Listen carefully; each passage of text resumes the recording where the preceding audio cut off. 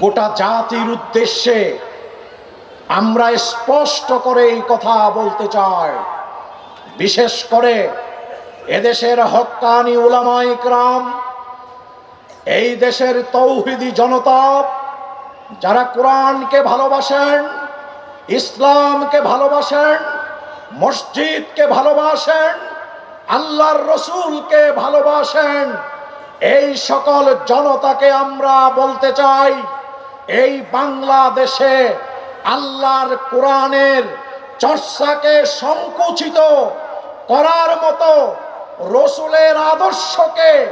সংকুচিত করার জন্য যারা অতীতে কাজ করেছে, তাদেরকে আমরা এই জঘন্য কাজে আর কখনো ফিরে আসতে দেব না ইনশাআল্লাহ। কারণ তারা ফিরে এসে যদি এই মাহফিলের অনুমতি দিত, আমাদের কোনো আপত্তি ছিল না। আমরা দেখেছি আজকে এখানে যেই মুফাসসির হিসাবে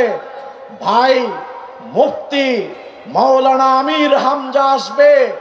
সে কি জেলে ছিল না? দীর্ঘ সময় কারাগারে থাকতে থাকতে তার